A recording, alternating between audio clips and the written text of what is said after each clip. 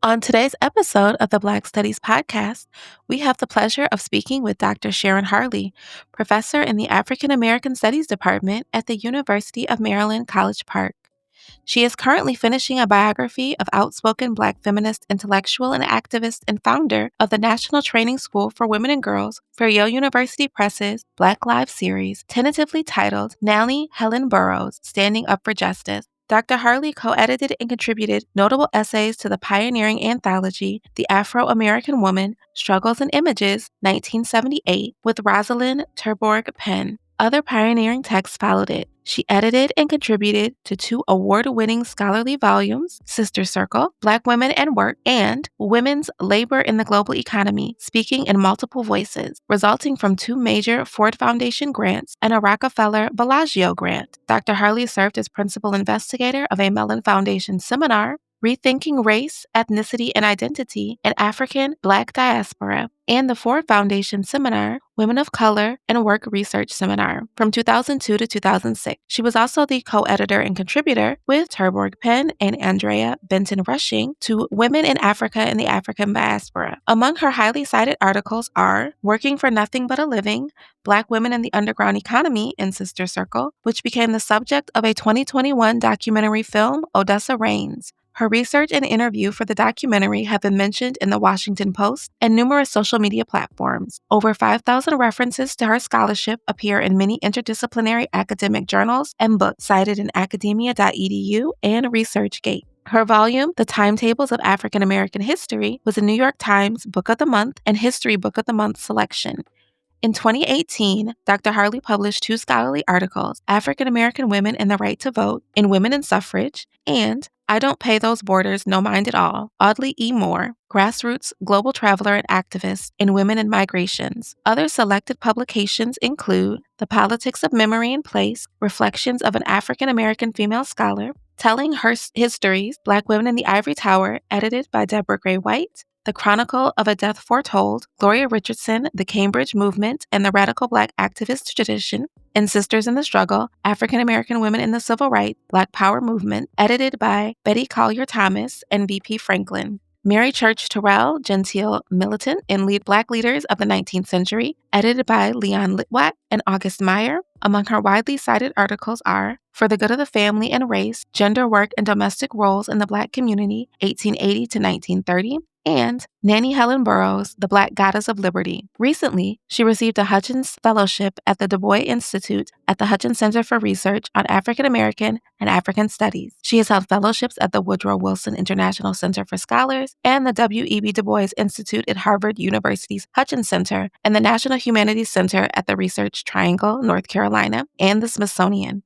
In 2020, she was honored to receive the prestigious St. Mary of the Woods College Alumni Award. In 2010, she was awarded the Carter G. Woodson Medallion for Outstanding Scholarship and recognized by Michigan State University as one of the top Black women historians in the U.S. Dr. Harley has delivered papers at professional, history, and women's conferences in the U.S. and scholarly meetings in South Korea, Ireland, France, Spain, Italy, Ghana, South Africa, Abu Dhabi, and China. Throughout her academic career, she has delivered speeches on a range of topics, including Dr. Martin Luther King and women's civil rights leaders, Black history through the lens of African American women and the women's suffragist movement, and rereading Du Bois's life and scholarship through a gendered lens. In December 2019, Dr. Harley's proposal for an interdisciplinary African Black Diaspora Studies Academic and Public Discourse seminar led to the University of Maryland receiving a $500,000 Mellon Foundation grant for an interdisciplinary African Black Diaspora Studies Academic and Public Discourse. She is the grant's principal investigator and project director. She currently serves on the editorial board for the prestigious multidisciplinary journal, Women, Gender, and Families of Color, and the Black Women's History Series at the University of North Carolina Press. She has served as the chair of the U.S. Department of Interior and National Park Service's Mary McLeod Bethune Commission, and for many years served as chair of the prestigious Association of Black Women Historians, Letitia Woods Brown Book Article Prize Committee. She is an active public historian who frequently lectures and is a consultant for museum and general history projects, including the National Park Service, the Maryland Humanities Council, and the Maryland State Department of Education. Dr. Harley directed an award-winning teaching training institute in multiculturalism for the Prince George County Public School System for 10 years. She received a Presidential Teaching Award, and in the fall of 2019, she was selected as one of the top-rated faculty in the College of Behavioral and Social Sciences at the University of Maryland College Park. During her time at the University of Maryland, Dr. Harley has served as Associate Dean for Undergraduate Education and Director of the African American Studies program prior to it becoming a department, then Chair of the African American Studies Department for a combined total of 17 years. She is currently the incoming chair of the recently renamed African American and Africana Studies Department. Hello, everyone, and welcome to another episode of the Black Studies Podcast. Today, we have the pleasure of speaking with Dr. Sharon Harley, full professor at the University of Maryland College Park in African American and Africana Studies. How are you doing today, Dr. Harley? I'm doing well. It's a busy time of the year, but I'm doing well. I just sent off a volume to two university presses for a Maryland Diaspora project that I headed starting 2022. So that's a good feeling. I'm hoping one or both of those publishing companies was selected and they do know we're submitting it to more than one press. So anyway, that's exciting. And I'm working on another book project that has a deadline of June 1st, but I'm getting close to having it's a biography of Nannie Helen Barrows. It's a part of the Yale University Press Black Lives series. And several of us scholars are doing biographies, and I'm doing Nannie Helen Barrows, who's a Black feminist, leader in the Black Baptist Church, a suffragist, a radical activist. That's really my tendency to write about Black women in particular who were radicals, who were in many ways went against the grain. And often write about those people. Sometimes they're Black civil rights leaders like Gloria Richardson's. Sometimes they're people like Nannie Helen Barrows. And once it was a Black woman who was a numbers backer engaged in the underground economy. So the person just has to be go against the grain, radical, have an activist kind of stream. And so those are the people I write about. Those are people who fascinate me. In many ways, they reflect something about both my professional and intellectual life. Yes, I definitely want to talk more about that. And the work that you've done to change how we think about Black women and how people write Black women's history. So it's really an honor to have you on the podcast and to be able to work with you. So that's a special treat that I get to have. Thank you so much. So what got you into Black studies as a field? Okay. Well, I think I got in the academy first, as an activist. So Black studies, academic life is a continuation of kind of my activist theory. And so I'm fascinated by people who were active, whether it's people like Du Bois, but also Marxists, scholars from the Caribbean who were at Howard at various moments, going to an undergraduate school in Indiana, which was a Catholic women's college, as some people know, to play field hockey, and they didn't have a field hockey team. So I think being in the Midwest, having almost no social life, unlike my twin sister who went to Howard. My roommate actually was an African-American woman from Chicago, and she knew Fred Hampton. And so not having any social life, I went from operating and looking like a Georgetown preppy to being an Angela Davis style activist in Terre Haute, Indiana, and we started a free breakfast program and the like. So I think that was my first involvement in Black studies, and it at times got me in some trouble at the school because then I became radical, uh, both in terms of my activist life. When a professor would ask me something and it was, I thought, not in line with Black studies ideas and theories, I would make some comment. Like, for instance, one of my professors asked me, what did Black people think of? No, what did Negroes think about something? And I said, I didn't really know any Negroes, but if you ask me about Black people, I can tell you about that. And so by the time I graduated from that school, I was selling Black Panther papers. I was really interested in Black studies. When I graduated, unfortunately, I was the only African American student to graduate that year and had a big Black Panther button with Huey Newton on it, with the guns across the chest, saying "Power to the people." I felt so sorry for my parents because, not then, but subsequently, because everybody knew whose child I was. And then I had a big, bush, and so I felt kind of sorry for them, but it paid off.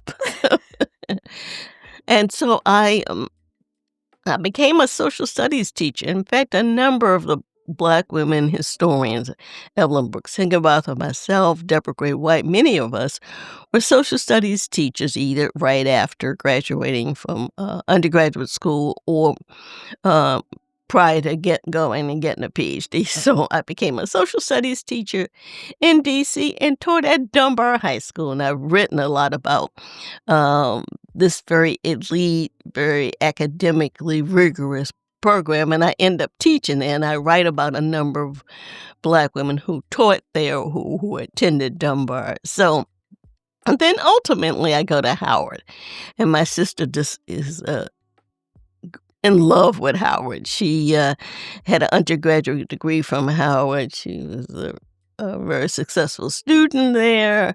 Then she got a law degree from Howard. So she told me I was culturally deprived because I had not gone to HBCU. So I was interviewed on C-SPAN, and although I'm at the University of Maryland at that moment, I shared this thing about being culturally deprived because I hadn't gone to HBCU. It's complicated because at that moment, I did not think that Howard was particularly progressive or radical. My most wonderful school was at Antioch, where my professors were Marxists, maybe more radical than that. And so I just loved being at Antioch. I went to the D.C. chapter. A number of my classmates were Panthers, a number of the professors. I was in hog heaven being there, and I planned to write a dissertation about the political economy of slavery in Brazil. But then I met this really remarkable graduate student, Rosalyn Terborg-Penn, and she convinced me that I should do work in Black women's history and Black women's studies. And in fact, the article I just finished that is a part of the Mellon volume, I'm writing about her. I'm writing about how her background, her family was from Suriname.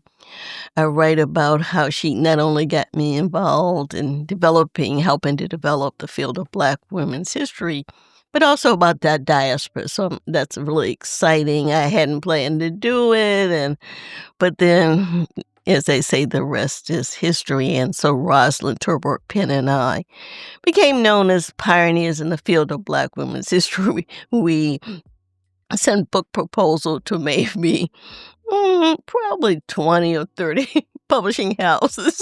We got one. We're so excited. I still have copies of the royalty check that we gave to Bernice Johnson Reagan and Cynthia Neverdine Morton, Evelyn Brooks Higginbotham. I think it was a whopping $25. And we're happy to have the $25.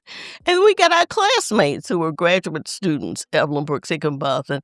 These people became noted and are noted figures in Black women's history. So that was really, really exciting. And then Ross and I went on to do a second edited volume on Black women in Africa and the African diaspora. So Howard turned out to be a pioneer place to do great scholarship, which I hadn't anticipated.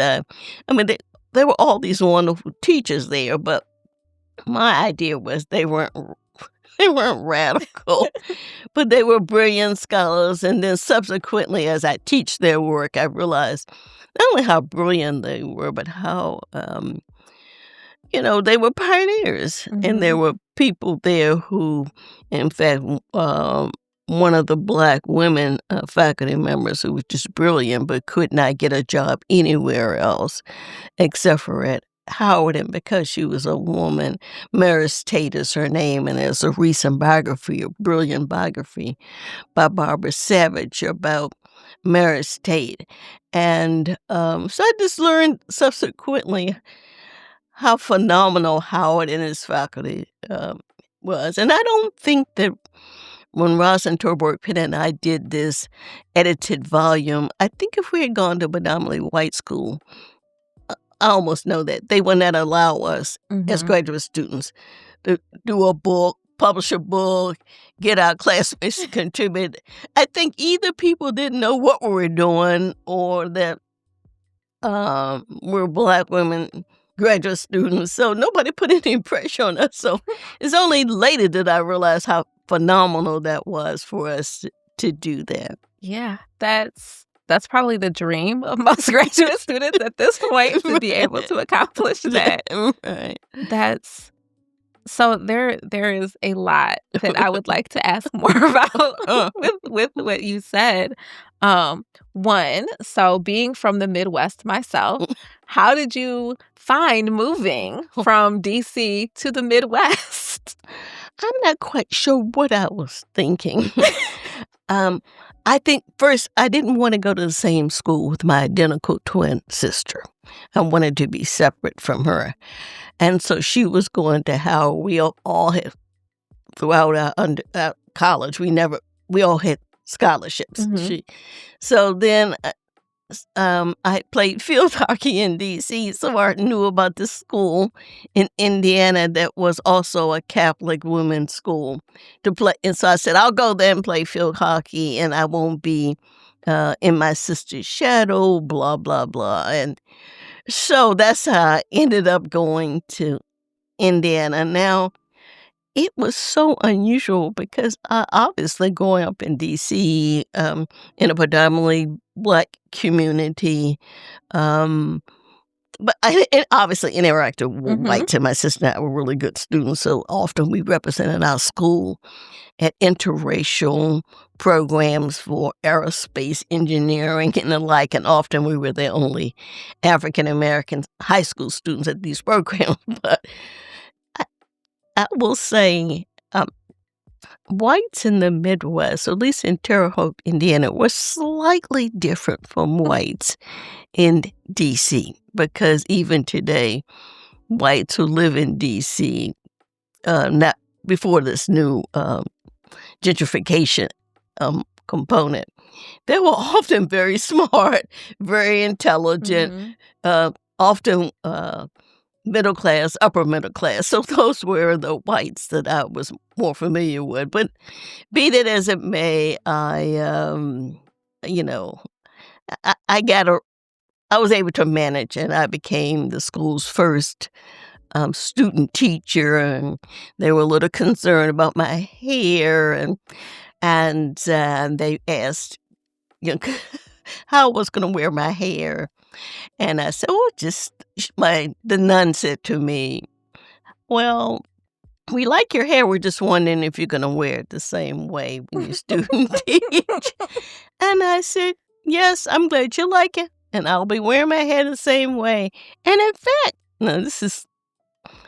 I thought my daughter was going to pay me back and have purple hair. Because then I say to the nun, well, really, I like your hair. Now, she's covered with a habit, so you can't see her hair. Mhm. And I just knew at any moment they're gonna kick me out of school, but I was a really good student, and my classmates said they all knew I was gonna be very successful. First of all, I didn't go out 'cause, I didn't go to beer things and drinking and all that so I'd stay in my room all weekend, basically. There was Indiana State near us, Mhm. but all the people there thought we were really wealthy people. Our dorm was like a French chateau, and Oh. so. In any case, um, it is what it is. So it was quite different. My sister came out there, and she just couldn't believe it. She called my mother and said, "Get her out of here." So she had the car we were supposed to share. She had all my outfits because, where am I gonna go? Mhm. So anyway, and so it paid off, I think, in some ways. I think each one of your experiences helps to inform your life. I say to my students, still a practicing Catholic. I grew up, my grandparents were Catholic. So I go in DC to one of the most progressive, and it's the oldest Black Catholic church in DC. It's called St. Augustine's, very progressive. And so I drive past maybe 3 Catholic churches to go to this progressive church. So I think it's been, very helpful in terms of what I try to do in Mhm. terms of my work.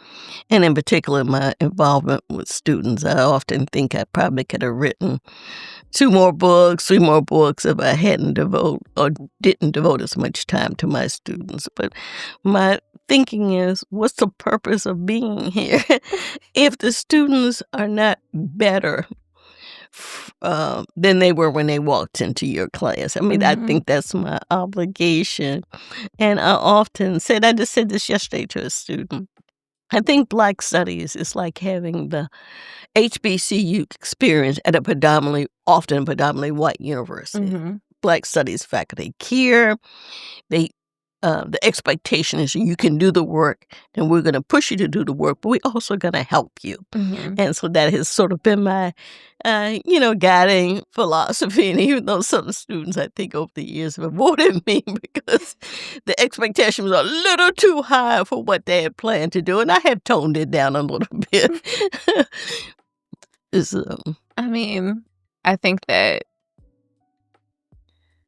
there's also, like, I as a student, I probably would feel intimidated, uh, to be Yeah.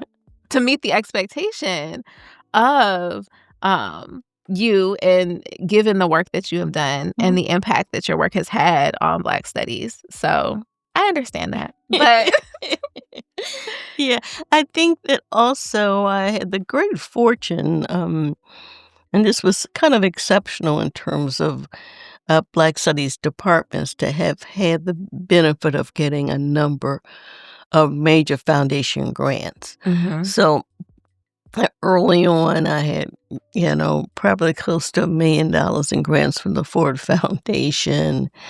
I had grants from the Prince George's County School System to help train teachers to know more about African American studies and multiculturalism, and then a more recent Mellon grant. So that has been really, for me, very helpful in terms of helping develop our Black Studies department. I guess I didn't know how unusual that was, and except for people tell me how unusual it is to have that. Often I use the money to help develop the department. Mhm. Now, that has changed slightly because a subsequent chair was upset with me. I had a fellowship at the Woodrow Wilson Center for International Scholars. He calls me and says, "What were you thinking? You use your grant money to help other colleagues and faculty? I'm not going to give them $5." I'm thinking, well, that seems kind of selfish. Maybe later in life I'll feel that way. But it to me, it's always been important to take whatever resources that I may generate to help the department, help my colleagues, 'cause, for me, of course, I think it's a gift, if Mhm. not a blessing, to have these grants. I don't have one now, and I feel the consequences of not having one. So, but then I became chair of African American Studies early on. Early on, we had about 18 faculty. Half of them were Africanists, the Mhm. other half were African American Studies. And that too progressive provost says we needed to make a decision. This was 20 some years ago. We would have been the pioneers in that dual Mhm. intellectual discipline. But so we picked African American Studies partly because a number of our colleagues who were Africans were from the continent of Africa, and they went back in the 70s and 80s and taught at various universities in West Africa. So I hadn't planned to be chair. I just wanted just to be a scholar. But then one thing or another happened. I was asked to be chair. Then it was the director of Black Studies or African American Studies. It wasn't a department, it was a program. I had some talent, as it turns out. I'm not sure. I could think it's a variety of things, but in any case, I became chair, and then chair, and then chair. And I recently found out, I thought it was like 14 or 15 years. Intermittently, it's been a total of 17 years. I didn't know that, and that is not the path uh, I should have taken. There should have been a more senior and a scholar who could have been my mentor to say, don't do that. But I didn't know, and I was so committed to Black Studies, to the department, and I didn't want it to fail or ever be gotten rid of. So I did everything, went to every meeting, went to every program, did everything to make sure and this Black Studies department thrived. And in fact, everything, including establishing a senior thesis. In order for students to graduate, at that time, we were the only academic unit on the campus, with the exception of the honors program that had that. And it was rigorous, and people knew about our African American Studies, our Black Studies department, and they, were grappling to get our students. And as say to people, there's a colleague at Cornell who's now retired, who's wasn't speaking to me for years because my student went to Harvard instead of going to Cornell. But so for me, it's been a wonderful academic career that involves my scholarship, commitment to students, and also thinking that we are here not just to serve the students, but to serve the community. And so if we have gifts and talents, then we need to share them with the larger community because a lot of times academics have ideas and theories that only Mhm. reflect those of that small cohort of academics. And I remember when I was defending my dissertation, and Mary Frances Berry, who just as a stellar scholar, was on my committee, and she asked me to include more things about women in the underground economy, and that's I subsequently wrote an article about this woman who was a numbers backer in D.C., and she's amazing. People still note her today. But what I also learned that when I thought people like Mary Church Terrell, who was a noted suffragist, president of the National Association of Colored Women's Clubs, she was a Black woman leader that all the community knew about her, Mhm. except for that I interviewed over 100 Black women who lived in D.C. Um, in the 20s and 30s. And when I interviewed the women in Georgetown, they knew about her, but when I went to the nursing homes in the um, more working class neighborhoods, Mhm. they didn't know who Mary Church Terrell was, but they knew Nanny Helen Burroughs because she was a Black Baptist leader. So I had to rewrite the section about leadership, because middle-class, educated women knew about her, but the majority of people knew about Nannie Helen Burroughs. So we always have to think, maybe we think these ideas are prevalent, but we have to ask the larger community. We should try to include or replicate what the social economic dynamic of the community looks like, and include their voices. And so I'm hoping that my current and future projects do just that. Well, I think it's definitely an extension of like the work that you've done, and an important reminder, not only for including and highlighting women's voices, but also, like you said, looking at the economic differences and paying attention to the different communities. Yeah. 'Cause Blackness is not a monolith, and different people do have different exposure to different people. And that's so important to have that representation across levels. Yeah. I think also how we conduct ourselves as academics is partly a reflection of who we are. And so that's why I love Deborah Gray White's book, she's telling our stories, because I remember Professor Mary Helen Washington, who was a colleague, and she and Bonnie Thornton Deal, we ran this Black Women in Work project under the Ford Foundation. And she wanted me, Mary Helen Washington, to admit that my parents were numbers backers. That's why I was writing about Odessa Marie Madre, and there's been a film about her, and I was interviewed for that film. In fact, I thought I was going to be discovered, and I sent my article out to some Hollywood producers. It didn't go over, but I haven't given up. But anyway, she kept saying, well, just be honest. Your parents were numbers backers. That's why you're writing about this woman. Well, I told her I wish they had been, because the first person in our little social group in high school to have a car, her parents were numbers backers. And my sister and I had to wait until we were seniors in seniors in high school to get a car, share the car, which she used all the time. So they weren't numbers backers. Now, I will say my mother knew Odessa Marie Madre, and people knew her, but they weren't numbers backers. So I think I wrote about her, because we do write about out of our lived experience and that kind of thing. I wrote about her because she was progressive. She was radical. For me, anybody that goes against the grain, it doesn't matter necessarily how they do it. I find them fascinating. So that's why I write about Gloria Richardson and all these different people, because they go against the grain. They have courage. They stand up against patriarchy and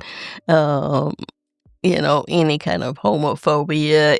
As we write more contemporary, and Odessa turns out to be a lesbian, and I write a little bit about that. So for me, to being an academic is so very, very exciting. And I do have some moments of having a socialite, partly because my sister is a socialite. So I'm in all of these probably more middle-class elite organizations because my sister signs me up, has me go, and then I'm a member, but I just don't have a lot of time for that kind of stuff. So I'm in a sorority, I'm in different groups. But Can I ask what sorority you are a part of? Alpha Kappa Alpha with Kamala Harris. Yes, and my sister pledged I don't think she pledged under her, but she knew her from being at Howard. And my sister was in the Alpha chapter. My sister was Miss Alpha Kappa Alpha in the undergraduate school. So my sister, it was a social thing. My sister's in it. By the same token, she's a major fundraiser for nonprofits. So when I became chair of African American Studies, she would help me raise money for the department. But she would say to the dean, I'm only doing this for the University of Maryland because my sister's here. Otherwise, all my money and energy goes to Howard University. And she did. She would have a lunch. We'd go down there. She said, no, people are busy. Just have them write their check right there. And I think we must have raised about $20,000 over lunch. She said, now people are busy. They don't have all day. You don't have to explain everything what you do. You just say a few things, have your dean say a few things, and get the checks. So that's how she operates to this day when she raises money for community-based nonprofits. And then she has some friends who, she's a lawyer, and so I have a writer's retreat in Martha's Vineyard for about the last 20 years. I'm hoping you'll go. And people have published books out of that, and she gives us a little discount because she says she knows academics don't make that much money, and we're happy. And she's a lawyer. She makes more money, and she has this house in Martha's Vineyard. So over the years, amazing people have come to my writer's retreat and spent that week or two working on book projects. And in some cases, because we're so busy teaching and that kind of thing, people are more productive. Like Deborah Willis at NYU says she got more done that week than she had gotten done almost all the academic year because she was a dean and that kind of thing. So, yeah, that that sounds amazing. Writers retreat with so many amazing and influential Black women scholars, but also just I think it makes a lot of sense that you would be in organizations, as so many of the women that you've written about are part of women. Like, that's such a organizing principle for Black women. That's true. That is true. That is true. And I think, the thing about the writers' retreat in Martha's Vineyard is that Thursday of that week, people present their ideas and share ideas. So it's a place. This summer it's going to be Talitha LaFloria from UT Austin, who's just an amazing scholar. And there's going to be Brianna Gray, who's a faculty member in political science, and I was a mentor for her postdoc project.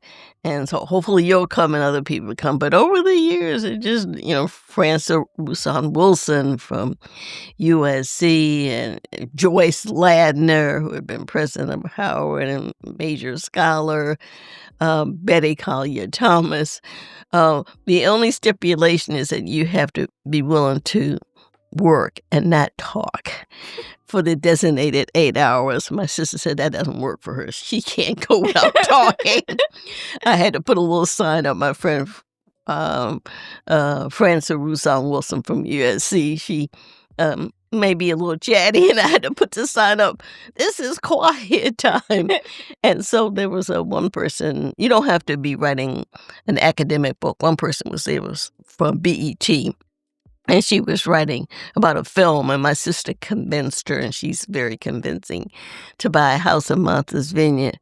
And so she had to go outside and talk to the realtors because she couldn't talk during our study time. So it's really a wonderful opportunity, and I think that's one of the things that I, in terms of just personality, I tend to be an organizer, and so I organize a book club and all these kinds of things. I brought people from my Jack and Jill chapter to Martha's Vineyard. I brought them skiing. I did a lot of experiences that I want to share, and so I think that's why I'm going to be chair of African American Studies. Besides just sort of respecting people and thinking so positively about people and not having anything but positive commitments to a program. And that's in many ways why I thought our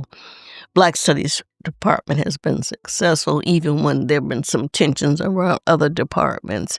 My thinking is, if you're an academic and you're doing academic work, you don't have a lot of time for foolishness or anything like that. If you do, then you're probably not doing your academic work. That's probably very true. And I think that also speaks to the other types of organizing work that you've done. So I know that you were very influential in not only some of the centers and initiatives that have happened on campus, um, but also you have been chair of the department multiple times for numerous times and will be again. And the work that happened in the department under your leadership, I think definitely speaks to both the organizing component and the research component. Is there anything else you would like to say about how you feel that Black Studies influences your organizing work or your commitment to creating those communities and opportunities for people to be able to do the work? That's a good question.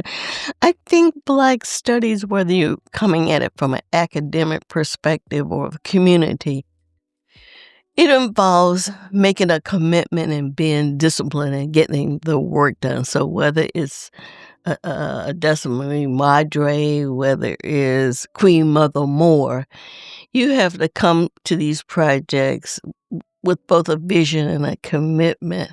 And I think that is true about, Black Studies.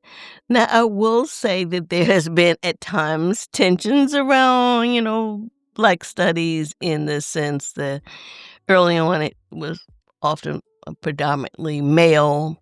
I was early on one of the few women who were chairs of an African-American Studies department. Fortunately, that has changed, and some of the best work are done by my male colleagues.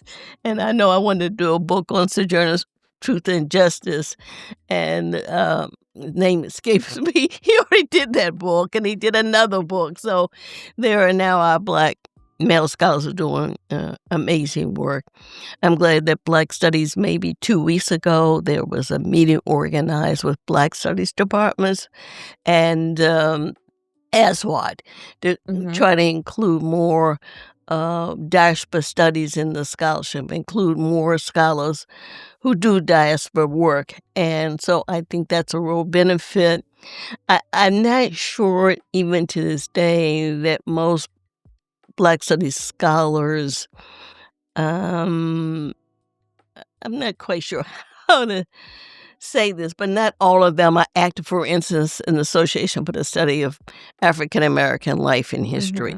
Some of them are in the Council of Black Studies, and they don't do cross these organizational spaces. So I think that's what we're trying to work on, to make sure we are in multiple spaces, see the importance of overlapping. And I don't think we have to have the exact same vision of Black Studies. I just think that we have to have a vision that's comprehensive, that's engaging, that brings in multiple communities, and it doesn't have to be any particular vision of Black Studies. What we do is so phenomenal that that begs for us not to have a singular vision, but multiple visions and overlap with each other. And so now I do a lot more in visual spaces. My friend Deborah Willis at NYU has these amazing conferences, I will say, in South Africa and Florence and Italy and Paris. Well, I often go to those conferences, as my students know, because partly because of where they're taking place, but also I've learned so much about visual representation. And so my course on diaspora for the campus, it's 3 parts. One is how the scholarship has changed in this field. The second is how do people live these experiences and visions that we've talked about. And the third now is visual representation. So it's an opportunity for us to bring the diaspora across the Atlantic Ocean. And so my Mellon grant had us having our final meeting in Accra, Ghana. It was just amazing. So for me, it's just such a wonderful time to be in Black Studies. I would urge and encourage many more people to be in this space because it's just absolutely amazing. Yeah, I agree. I love Black Studies, and I think that being able to learn more, because you can never learn enough. Yeah, exactly. There's always something else to learn, something else to study, another perspective to include. I think it's just so affirming. It is. It truly is. It truly, and that, and beyond the campus. I mean, in the community writ large. Yes, I agree. I think that, so one of the things that's happened recently with the release of the Sinners movie is all of my social media is just talking about that. I saw it last Saturday. Okay, what did you think? I loved it, actually. Yeah, I did. I don't know if have really processed the represent. What about the sexuality part of it? I just thought it was amazing. I thought it's actually brilliant in many ways because it brings in all these multiple communities. So I'd like that part. I mean, I was expecting to be scared. It was a little bloodier than I had anticipated. I think you had to go there. I think you had to go there with it's not the violence as much as the bloody scenes and the sexuality and the like, but it was very deep and it was very cultural and very rich. And to see multiple communities, Asian American actors, Native American, I think rural whites, blacks. It's just, I thought it was just absolutely brilliant. I think I could go back and see it again. Yeah. And to see more. But when I saw the Rotten Tomatoes giving it 98, 100%, and that's very unusual. And I think they had the space to do multiple things, and I just applaud having that space and taking that space, and just you learn so much, but the beginning then makes sense at the end. Yeah, exactly. And because then what's the purpose of that title? I thought the person's name was Sinner, and at the end I saw it was just, I like to see it again. Yeah, I saw it this past weekend, and I'm gonna go and see it again, hopefully Friday. Oh, okay. Because like you said, there's a lot in there. Yeah, that's right. It's definitely a lot. And I think that, like you said, there's a lot in the movie, and it reflects a certain time period and certain realities from a certain time period. But also there was so much creativity and joy that happened even in the midst of a vampire apocalypse.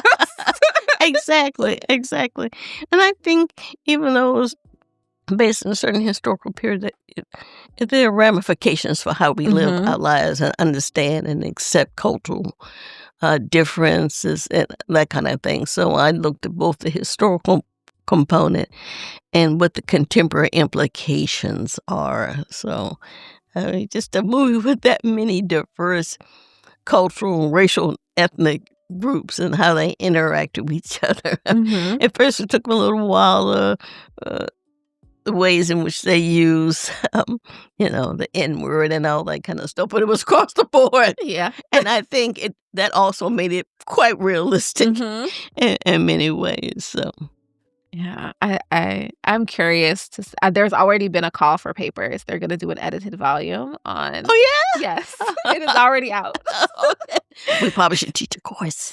I definitely think that this is. I want to integrate it into, especially our Black culture course. Yeah, because it covers so much. It does. It really does. And the representation of rural 1930s is not something that there are a lot of film representations for you to draw on. Actually, not even a lot of written works on the rural areas. I'm learning more about rural culture from early on my Mellon project on the diaspora, and we brought in this young artist who studies water and bodies in, I think it's rural North Carolina, and it's just amazing. I never knew there was so much to explore in that space, and she is a studio. I'm going to check it out when I go to New York again, but really amazing work.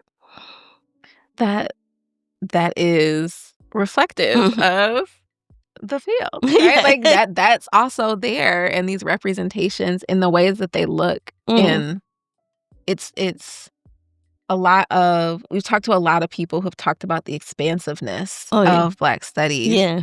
and the centrality of Black people Mm-hmm. is more important than following a certain set of rules to understand or study Oh, Black yeah. people, right? And Exactly. so I think that the movie allowed for so much to be put in Mm-hmm. because if you look at the credits, he consulted with professors Yeah. to Oh, yeah. ensure that there was Right. accuracy there, particularly around the spirituality Oh, yeah. aspects. Exactly. Um, And I think it's also the intersectionality because we have never operated in a singularly racial community. There's always been, mhm, maybe when you're growing up or you're light skinned, like, no, I'm Native American. There are all kinds of ways. And I remember maybe there was one white family in our immediate neighborhood, but the woman was from somewhere in Asia, and her husband had been a Black soldier, and they moved to our neighborhood when they got married and came back to the U.S. So there's always been that, and if we're talking about places in Trinidad and places in the Caribbean, there's um, Afro-Cuban, mhm, Afro-Asian population. A number of scholars are doing great work there. So it's a great time to be in Black studies. You can do so much, and it's so exciting. So I applaud this project that's asking people about, Black studies. And it's just very dynamic, and some occasional tensions, but we couldn't grow without some mhm. occasional tensions. Yeah, Mhm. I agree. Mhm. So I wanted to ask you what excites you about the future, where Mhm. Black studies can go, or maybe even where we should go, particularly thinking about all of the tensions and backlash and the context within which we're operating. Yeah. So good question. I'm just first of all so optimistic about the future. I think I like the fact that we're embracing much more of the diaspora, not Mhm, just the African continent, but in South America, in Asia. So I think we're gonna learn so much about Black studies when we embrace all these cultural, uh, ethnic groups and how they interact. What I'd like to see is our engaging much more in these communities, not just studying those communities, but interacting with mhm, communities. So if we're studying, for instance, one of our colleagues is looking at, um, a group of Ethiopians. We have to be in those spaces. We just cannot be the ones asking the questions, mhm, generating the questions.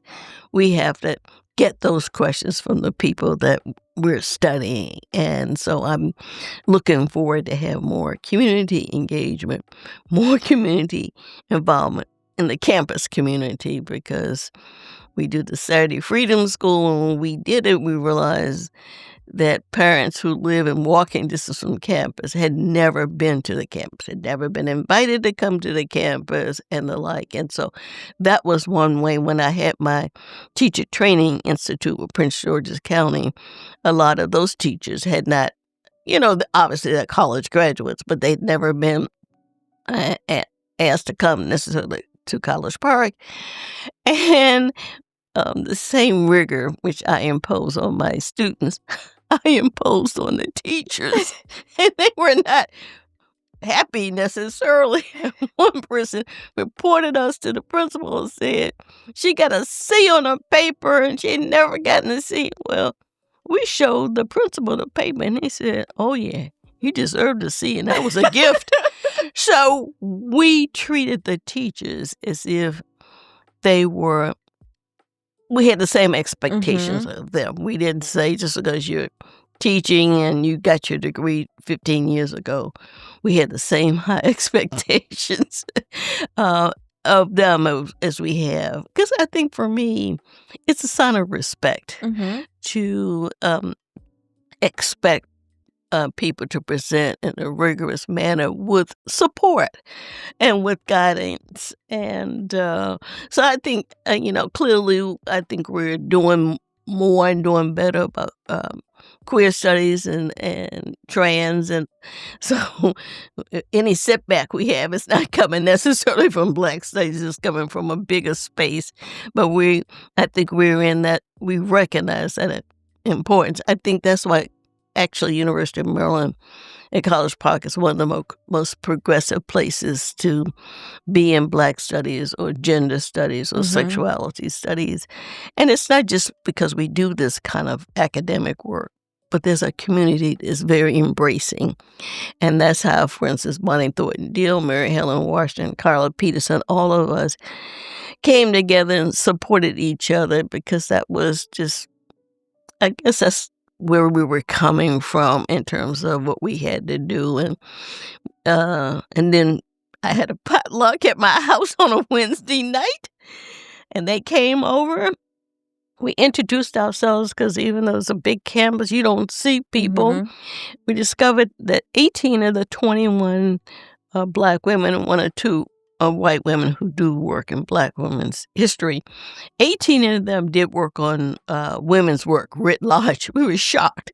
So that's when we went on and got Ford Grant to do work on Black women in work. And this was a Wednesday. I came downstairs with my PJs on. They were still in my house. I'm like, don't you all have to teach tomorrow? So, but anyway, we got the book out on Black women in work, and it was just really wonderful. And then we took that project, because it was both about your scholarship and what it meant to be a Black woman in a predominantly white academy, although we had 2 or 3 members who were at HBCUs. And that was so successful because actually the beginning of each session involved us sharing some of the challenges of being Black women at a predominantly white university. And we were going to do a separate book on that, but we never got around to it. And we probably realized that's too grueling. We don't need to tell that story right now. But what happened was, it was so successful that I did a second grant from Ford and did one work in the lives of women of color. We thought there were going to be some tensions there, because there had been this manufactured story about the tensions between Latino scholars and African-American scholars. Only the first day we got there, it was almost like a mirrored conversation. One of the Asian Latino scholars talked about how she's walking down the hall, and one of her white male colleagues says, "Well, are you going to pick up the trash today or late in the week?" So we said, "Oh, no, we ain't got no tensions here. We got a moment in which we're both equally and maybe differently oppressed, and then we got to come together around that." And it was really an amazing project. And we had, in that one, Latino scholars, we had Asian American scholars. We had one of the rare occasions, a Native American scholar, African American scholars, and we also, I believe it's great to have discourse, but the Academy expects publications. And so we published this book on work, women and work in the global economy, because that's what the universities expect, and that's what we produce. So even this most recent Mellon grant didn't require it and didn't expect it, but I believe that we need to have publications. So hopefully one of these 2 presses, both of them are interested, so we'll get a grant, a contract from one of these 2 publishing houses. This one's going to be slightly different, because I think we have maybe 16 essays, and we have 3 podcasts. Now, we don't know if they're going to go for the podcast, but we're going to have the podcast because our students, this new generation, they want a few podcasts. And so we have a summary of what the podcast is about. We got to figure out what link they're going to use to get access to the podcast. And so wish us luck. Absolutely. I'm very much looking forward to when that comes out. Right. I think it'll be really helpful for our teaching in the department. Exactly. That's exactly when you have both the written and an audio component for students. We have to do that. And so they're great projects. So Anyway, thank you so much. I'm so Thank pleased with you. everything that you're doing and happy to be here with you in this space. Thank you so, so much for being here, and for all of the work that you have done and Mhm, continue to do. mhm. Is there anything you would like to add or end on? No, I just think, like we both said, it's an amazing time to be in this field, and the Zoom meeting, maybe about 20 Black Studies chairs with Eula Taylor and a number of other people. It was just amazing for us to talk about not only what we're doing, but how we can come together to Mhm. combat this attempt to undermine us or to, in some ways, destroy us. I mean, that exists, but I Yeah. think um, we have a history of resilience, a history of finding joy and pleasure, and I think we're going to keep that resistance. And we have all these wonderful historic figures who will help us do just that. It won't be perfect, but it will be rich and it'll be meaningful and a sight of much joy and blessings. And I thank you all for this podcast to give us a chance to talk about it. Well, thank you so, so much. I think that the possibility and the hope is a wonderful place to leave it on. So I will give you back your day at the end of the semester. Thank Okay. you so much Oh, for your thank you. I time. really appreciate it very much.